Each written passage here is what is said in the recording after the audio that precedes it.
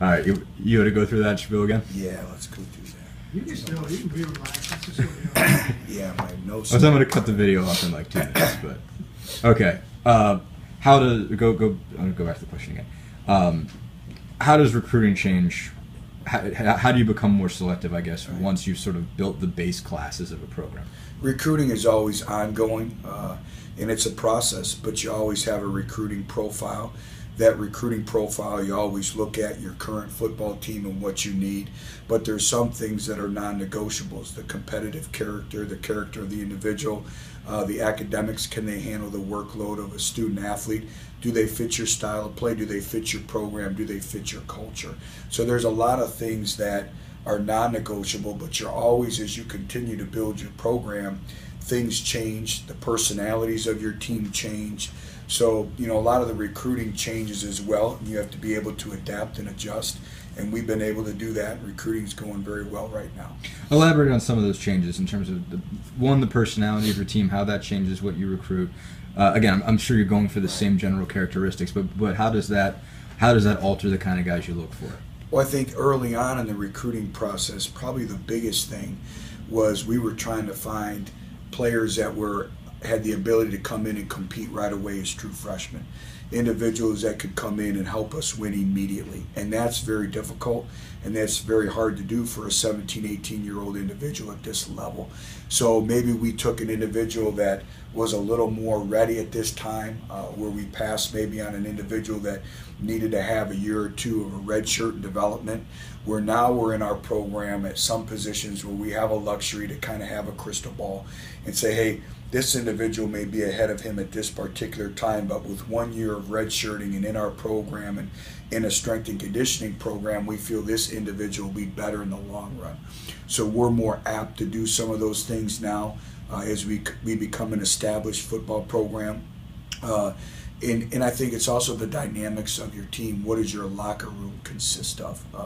And that's very, very important too. But I would say the biggest thing is just now having the luxury to know that, hey, we can recruit this individual, develop him, redshirt him, and we're going to be better for it. How much do you think that's helped this group in general? This group you've been able to take along a little bit more slowly. Certainly some guys like Darren Kirkland have been thrown in the fire a little bit, but more guys, they might have played, but they've been able to sit there and learn from older guys. How much do you think that's helped them? How do you think that's helped those guys that have got to take it a little easier? That's a really good question, but also it's a catch-22. Right. It's because you have individuals that are gaining valuable repetitions, but their repetitions have been minimal. Right. So now you have to get them that developmental process in the off season in your strength and conditioning program, and sometimes that sets back a program as well. When you look at like an individual, Darren Kirkland, he's taken it and he's run with it, but his overall development, strength levels, all those things, we're going to need to get caught up once the off season comes about. Another individual is Darrell Taylor. Darrell Taylor is a defensive end that we're redshirting right now. He continues to get better and better and better. You look at Kendall Vickers. Kendall Vickers is playing winning football for us because we truly believe he had a year to be on scout team. He had a year to toughen up in terms of mentally and physically, get in the strength and conditioning room, and he's better because of that. And we're hoping Darrell Taylor is following that same path. I wanted to go back to what you said about guys that you can develop, that you can sort of have a crystal ball and move forward for. What are some of those sort of qualities that you look at and say, okay, that guy might not have it now, but because he has this, that's a developmental guy. That's something that you can project is going to get better. What are some of sort of the physical qualities that those kind of guys have? Well, first of all, I think it's the mental mentality of just overall competitiveness, the inner drive. Do they work to be the best that they could possibly be? Because it's correlated directly to their body development. So we also look at the body structurally, from the shoulders to the legs. Do they have room? How much weight can they put on? Then it's up to them. And, they may have the body frame for it, but now do they have the mental makeup? Are they willing to redshirt? Are they willing to get into the strength and conditioning room every day? Are they willing to push themselves? Do they have that drive to be the best? All those things that go into it. So I really think the mental part of it and the physical part of it go hand in hand. They have to have that great inner drive. And I think that's the biggest thing that separates individuals is that edge. Are they looking for that edge to be the best that they can possibly be? How do they approach practice? How do they approach academics? What's their overall makeup? So a lot goes into that with their development on and off the field. The willing to redshirt part of it, how tough of a sell is that now? Is it getting harder?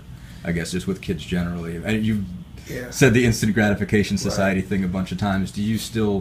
Are you finding more resistance from kids who when you say, well, you might have to redshirt, then their attention goes elsewhere? I think it's based on the individual, but also on the basis of your position group. We talk about power of the position and being 9 strong. So, what's in front of them in terms of players ahead of them, who's behind them, can they help us win? But I think it's done by a case-by-case basis, an individual basis, but it is getting harder. I think a lot of times the challenge isn't with the individual, it's with the parents. I think sometimes the parents put so much stress and pressure on these 17, 18-year-old kids that they view them as already developed. And, you have to step back and a lot of times look at, where these individuals were as 8th and 9th graders, and then look at them when they were high school seniors and the growth and maturation that occurred through that time frame. It's no different in college. It's probably accelerated by 2 with that mindset. So it's not only the individual redshirting and wanting to do that, but it's also getting the blessing from the parents as well, and them understanding that we always have their best interest at heart. You've talked about the parent part of it. How much different is that now? And what's it like to deal with parents now as opposed to 10 years ago? What's different about what they're concerned about and what they're sort of interested in, concerned about, nervous about? Well, I think I'm able to really, really understand that part of it. Having 3 boys of my own and now having a freshman on the football team, I think that's helped me as a coach. It's helped me see things through the eyes of a parent. I think that's been very, very, very beneficial. But, it is different, and it's part of Generation IY. And I'm in the process right now of working through compliance, as we want to be able to some way, some shape or form is provide the parents of our new signees the book Generation IY by Tim Elmore.